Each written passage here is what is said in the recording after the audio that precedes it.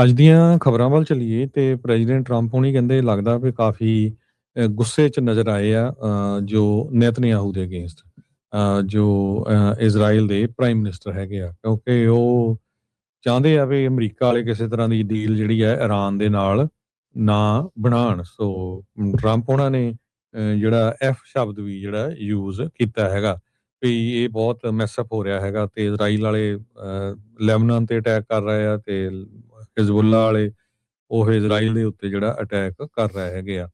ਸੋ ਹਾਲਾਂਕਿ US officials ਨੇ ਇਹ ਕਿਹਾ ਆ ਵੀ ਜੋ ਇਜ਼ਰਾਈਲ ਤੇ ਹਿਜ਼ਬੁੱਲਾ ਦੋਨੋਂ ਜਿਹੜੇ ਆ ਉਹ ਉਹਨਾਂ ਨੇ ਸੀਜ਼ ਫਾਇਰ ਦੇ ਲਈ ਜਿਹੜਾ ਐਗਰੀ ਕੀਤਾ ਹੈਗਾ।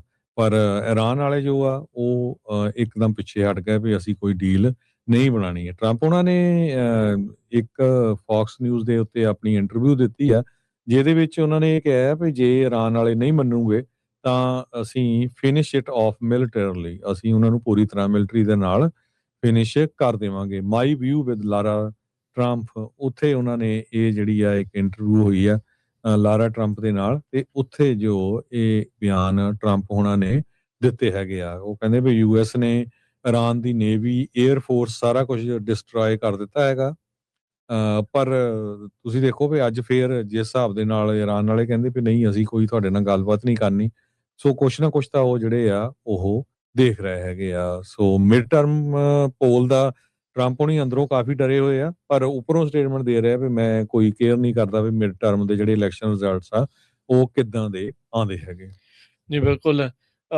ਕਈਆਂ ਨੇ ਜਿਹੜਾ ਇਹ ਕਿਹਾ ਟਰੰਪ ਹੁਣਾਂ ਨੇ ਨੇਤਨਯਾਹੂ ਨੂੰ ਇਹੀ ਕਿਹਾ ਵੀ ਬਾਈ ਤੂੰ ਕਹਿੰਦਾ ਵੀ ਬਾਹਰ ਇਸੇ ਲਈ ਆ ਬਚਿਆ ਹੋਇਆ ਆ ਪ੍ਰਿਜ਼ਨ ਤੋਂ, ਜੇ ਮੈਂ ਨਾ ਹੁੰਦਾ ਤਾਂ ਤੂੰ ਅੰਦਰ ਹੋਣਾ ਸੀਗਾ। ਕਹਿੰਦੇ ਵੀ ਤੇਰੇ ਕਰਕੇ ਇੱਕ ਤਾਂ ਕਹਿੰਦਾ ਵੀ ਤੈਨੂੰ ਸਾਰੇ ਜਾਣੇ everybody hates you now, everybody hates Israel because of ਦਿਸ।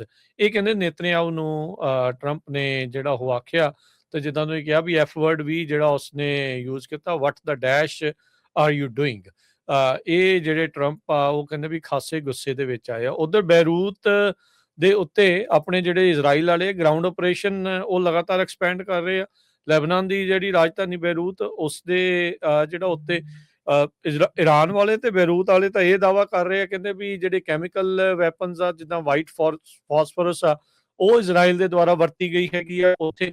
ਅੱਜ ਆਪਾਂ ਸਵੇਰੇ ਤੁਹਾਡੇ ਨਾਲ ਜ਼ਿਕਰ ਕਰ ਰਹੇ ਸੀਗੇ ਵੀ ਬੈਰੂਤ ਨੂੰ ਜਿਹੜਾ ਲੋਕ ਛੱਡ ਕੇ ਭੱਜ ਰਹੇ ਆ ਕਿਉਂਕਿ ਉਹਨਾਂ ਨੂੰ ਇਹ ਨਹੀਂ ਪਤਾ ਵੀ ਆਉਣ ਵਾਲੇ ਦਿਨਾਂ ਦੇ ਵਿੱਚ ਉੱਥੇ ਬਣ ਜਿਹੜਾ ਉਹ ਕੀ ਜਾਣਾ ਹੈਗਾ ਆ।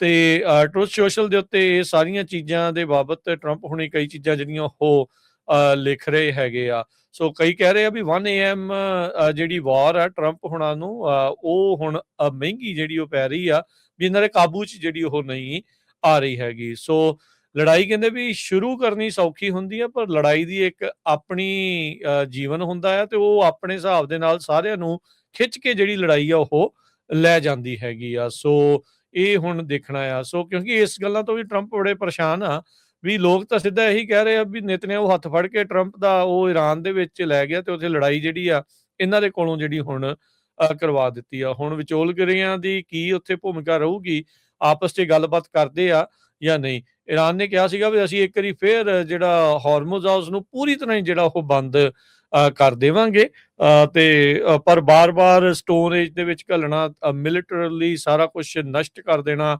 ਇਹ ਸਾਰੀਆਂ ਚੀਜ਼ਾਂ ਜਿਹੜੀਆਂ ਹਰਜੋਤ ਸਿੰਘ ਜੀ ਇਹ ਉੱਥੇ ਜਿਹੜੀਆਂ ਚੱਲ ਰਹੀਆਂ। ਸੋ ਨੇਤਨਯਾਹੂ ਨੂੰ ਝਿੜਕ ਰਹੇ ਨੇ, ਸਮਝਾ ਰਹੇ ਨੇ ਪਰ ਨੇਤਨਯਾਹੂ ਹਾਲ ਦੀ ਘੜੀ ਲੈਬਨਾਨ ਤੋਂ ਆਪਣੀ ਅੱਖ ਜਿਹੜੀ ਉਹ ਪਿੱਛੇ ਨਹੀਂ ਹਟਾ ਨਹੀਂ ਰਿਹਾ ਹੈਗਾ। ਸੋ ਦੇਖਦੇ ਹਾਂ ਵੀ ਇਹਨਾਂ ਮਾਰੀਆਂ ਹੋਈਆਂ ਝਿੜਕਾਂ ਦਾ ਕੀ ਜਿਹੜਾ ਅਸਰ ਆ ਓਵਰਆਲ ਪੈਂਦਾ ਹੈਗਾ।